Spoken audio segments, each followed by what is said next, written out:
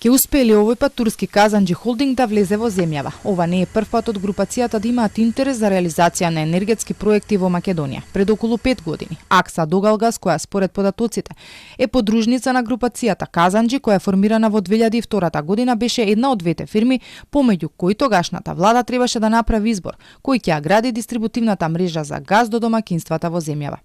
Но тогаш не падна договор со ниту една фирма. Според информациите во преговорите, Акса Догалгас имале посебни барања, односно барале промена на формулата за пресметка на пондерираната просечна цена на капиталот, која што се користи за пресметка на профитот на фирмата. Барале во формулата да биде вметната и инфлацијата. Ова за тогашната влада не било прифатливо.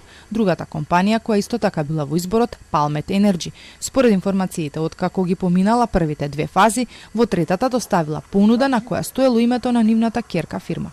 Сега Казанџи холдинг преку своите подружници има интерес да гради дистрибутивна мрежа, топловодна и когенеративна централа. Премиерот Мицковски пред неколку дена без многу детали кажа дека изградбата на когенеративните централи се спас од аерозагадувањето. Познавачите пак не се согласуваат со тоа, сметаат и дека ако целосно тие објекти се странски, нема да добиеме никаква енергетска независност. Јавно и приватно партнерство може, меѓутоа државата да има 51% собственост, за да може да одредува цената на енергијата, односно на електричната енергија по која ќе се продава на домашниот пазар, претесно на домакинството и другите корисници. Познато е дека особено последните години има масовна примена на топлински помпи.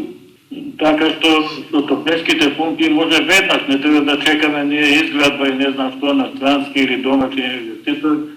Со турскиот холдинг се разговара за инвестиција од околу 1 милиарда евра. Инаку Казанџи холдинг е основана во 1950 година и важи за една од најголемите енергетски групации во Турција.